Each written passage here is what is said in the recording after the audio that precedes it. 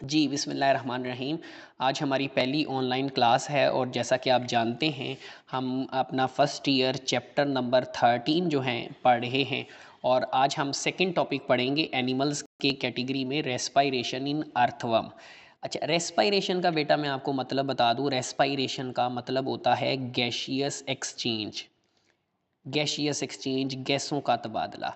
अच्छा, gaseous exchange से मुराद हमने यहाँ पर क्या लेना है? गैशियस एक्सचेंज से मुराद हमने यहाँ पे लेना है कि जी बाहर से ऑक्सीजन बॉडी में किस तरह एंटर होगी और कार्बन डाइऑक्साइड बॉडी से बाहर कैसे जाएगी। लेट्स से ये हमारे पास एक एनिमल है, तो हमने ये देखना है कि एनिमल की बॉडी में ऑक्सीजन किस तरह से एंटर होगी और किस तरह से कार्बन डाइऑक्साइड बॉडी से बाहर जाएगी। इस प्रोसेस को हम कहते हैं गैशियस एक्सचेंज, जिसको रेस्पायरेशन का नाम दिया गया है। तो आज हमने जो एनिमल डिस्कस करना है वो है अर्थवर्म। तो जैसा कि आप देख सकते हैं बेटा, यहाँ पर मैंने अर्थवर्म की डायग्राम बनाई है। जैसा कि आप देख सकते हैं, इसकी बॉडी को मैंने 4 सेगमेंट्स में डिवाइड किया है। बेसिकली जो अर्थवर्म जो है ना, ये एक सेगमेंटेड वर्म है। इसकी जो बॉडी होती है वो छोटे छोटे सेगमेंट्स के अंदर जो है वो डिवाइड होती है। तो हमने इसमें पढ़ना है कि जो अर्थवर्म है उसमें बाहर से ऑक्सीजन बॉडी के अंदर कैसे दाखिल होती है और बॉडी के अंदर से कार्बन डाइऑक्साइड जो है वो बाहर कैसे आती है। हम स्टार्ट करते हैं अपना टॉपिक, रेस्पायरेशन इन अर्थवर्म।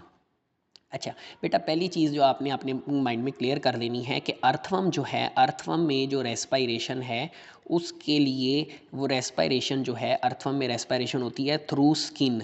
स्किन के ज़रिए जो है वो रेस्पायरेशन होती है, मतलब स्किन की मदद से ऑक्सीजन बॉडी में एंटर होगी। देखिए बेटा, यहाँ पर ये हमारे पास जो है वो अर्थवर्म की स्किन है।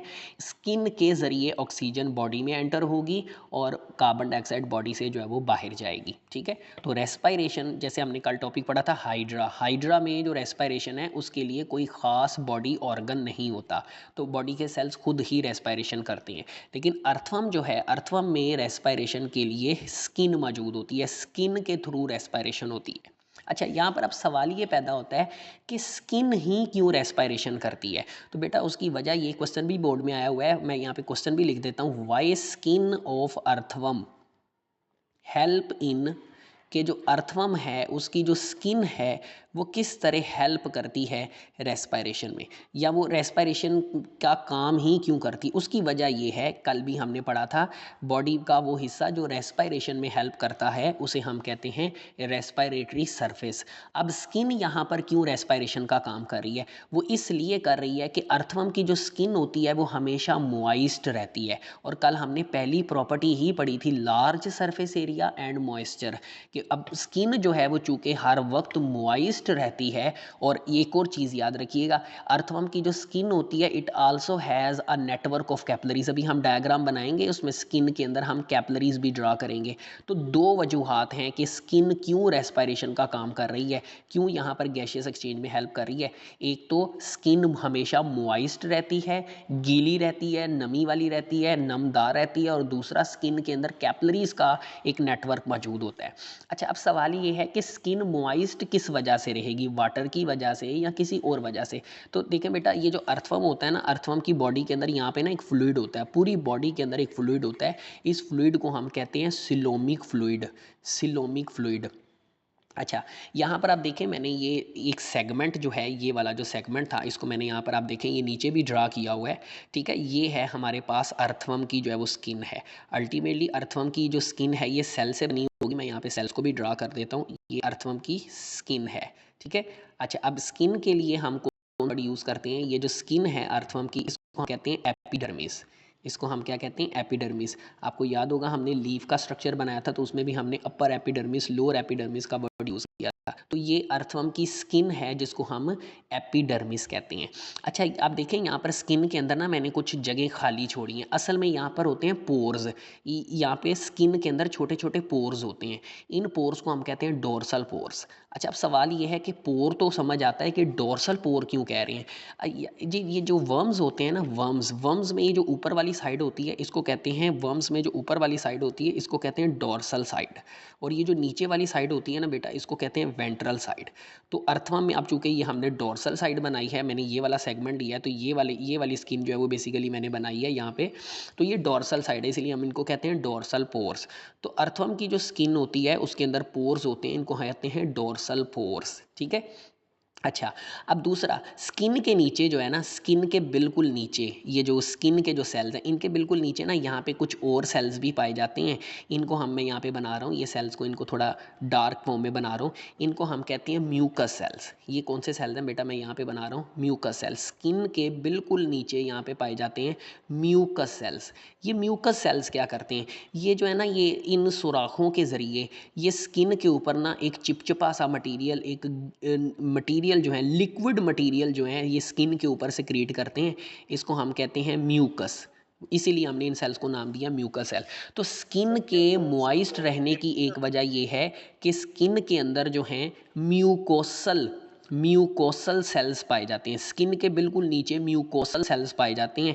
इनको म्यूकोसल ग्लैंड्स भी कहते हैं। ये क्या करते हैं, ये स्लाइमी का मतलब होता है लिक्विड लाइक, जो है लिक्विड लाइक एक्सुडेशन करते हैं। एक्सुडेशन का मतलब होता है किसी शय को बाहर निकालना, और उस स्लाइमी एक्सुडेशन का नाम क्या है, म्यूकस। ये क्या करते हैं बेटा, ये जो म्यूकस ग्लैंड्स होते हैं ये क्या करते हैं, ये स्किन के ऊपर जो है ना एक्सूड करते रहते हैं, स्किन के ऊपर निकालते रहते हैं। क्या निकालते रहते हैं, ये म्यूकस निकालते रहते हैं। म्यूकस जो है ना, ये चिपचिपा मटीरियल होता है और ये लिक्विड फॉर्म में होता है। अब ये चूंकि स्किन के ऊपर रिलीज होता रहता है, इसकी वजह से स्किन मॉइस्ट रहती है।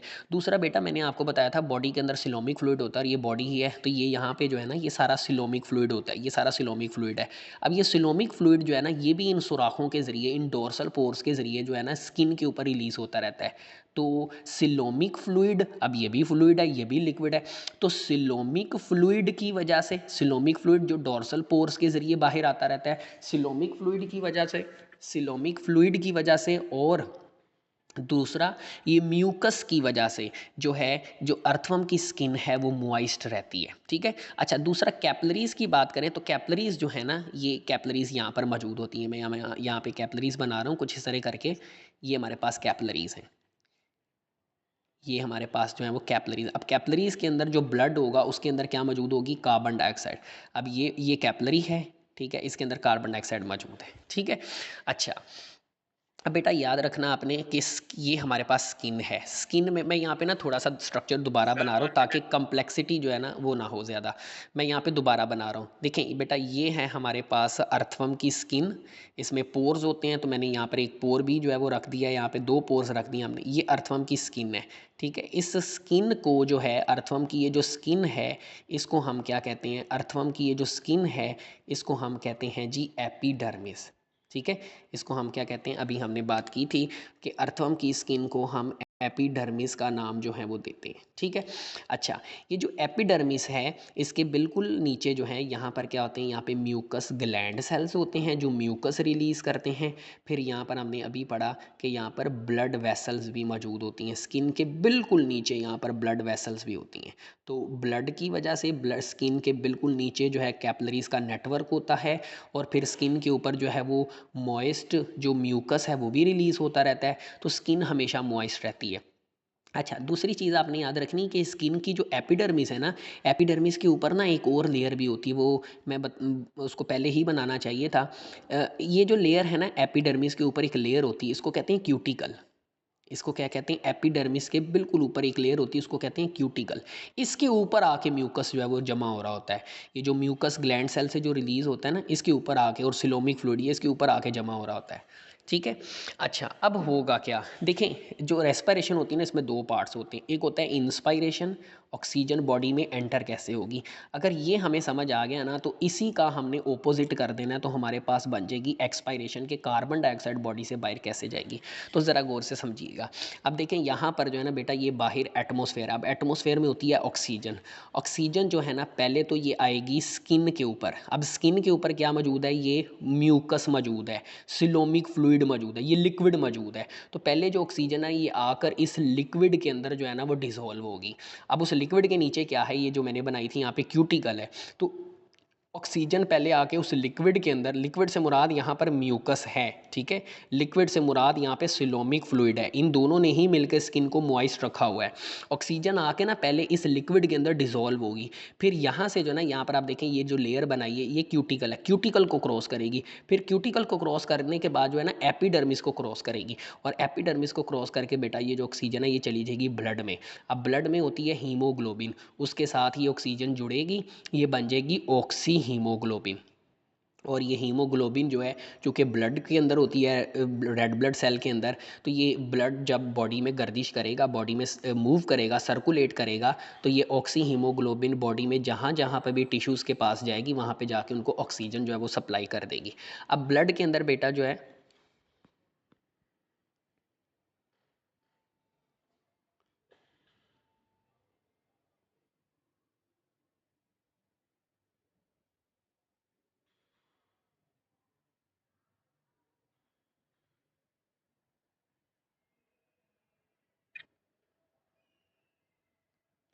जी बेटा स्क्रीन शो हो रही है आप लोगों को?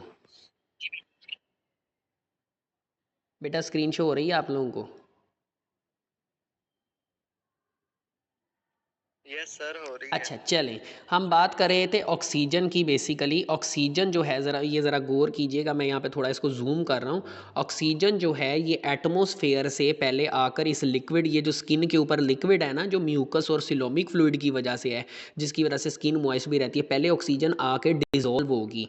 इसको वेट सरफेस भी कहते हैं कि जो सरफेस है अर्थवर्म की वो गीली होती है, तो ऑक्सीजन आके जो है ना पहले इस लिक्विड के अंदर डिजोल्व होगी। अच्छा, फिर लिक्विड में डिसॉल्व होने के बाद ये ऑक्सीजन जो है ना क्यूटिकल को क्रॉस करेगी, क्यूटिकल लेयर को क्रॉस करके ये एपिडर्मिस को क्रॉस करेगी, और एपिडर्मिस को क्रॉस करके ये किस में चली जाएगी? ब्लड में चली जाएगी। ब्लड में ऑक्सीजन हीमोग्लोबिन के साथ बाइंड होकर ऑक्सी हीमोग्लोबिन बनाएगी, और ये ऑक्सी हीमोग्लोबिन फिर पूरी बॉडी में टिश्यूज़ को ऑक्सीजन जो है वो सप्लाई कर देगा। अब दूसरा बेटा होता है यहाँ पे कार्बन डाइऑक्साइड होती है, ब्लड के अंदर कार्बन डाइऑक्साइड होती है। ये जो हमने पाथवे यहाँ पर पढ़ा है ना, मैं यहाँ पे फ्लो चार्ट बनाता हूँ। ऑक्सीजन जो है ना एटमॉस्फेयर से, मैं यहाँ पे नीचे लिख देता हूँ एटमॉस्फेयर से जो ऑक्सीजन है वो आकर पहले अर्थवर्म की जो वेट सरफेस है, वेट सरफेस वो जो गीली सरफेस है, वो जो लिक्विड स्किन के ऊपर मौजूद है, अब वो किसकी वजह से है? वो म्यूकस की वजह से है, और वो सिलोमिक फ्लूइड की वजह से है। ठीक है, सिलोमिक स्पेलिंग यहाँ पे थोड़े से गलत हो गए। सिलोमिक फ्लूइड के ऊपर जो है वो वेट सरफेस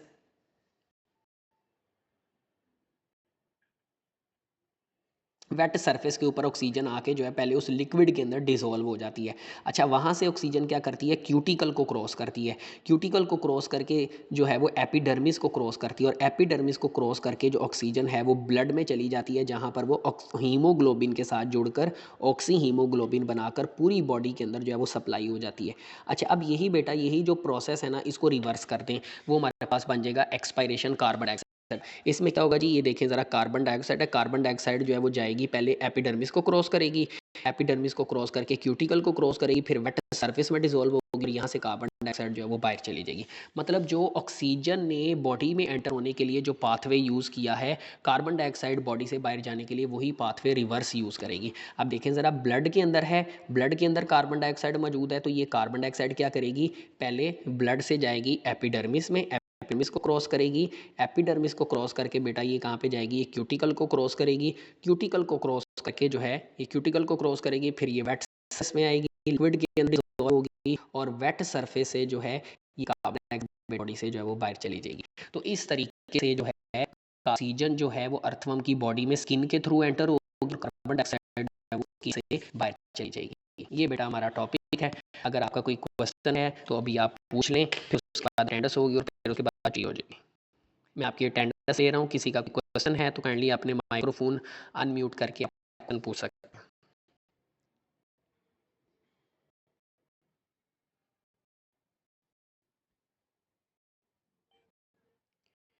जी, जिस प्रोसीजर से नजर आई उसी तरह ही उसका रिवर्स है ना? जी, उसी का रिवर्स, उसी का ऑपोजिट पाथवे जो है वो कार्बन डाइऑक्साइड यूज करेगी। ये बिल्कुल ऐसी है कि जैसे आप घर से कॉलेज जाने के लिए जो रास्ता यूज करते हैं, वापस जाते हुए आप वही रास्ता रिवर्स डायरेक्शन में यूज करते हैं। तो सेम जो रास्ता ऑक्सीजन बॉडी में एंटर होने के लिए यूज कर, कार्बन डाइऑक्साइड वही रास्ता ऑपोजिट डायरेक्शन में जो है वो फॉलो करेगी। जी।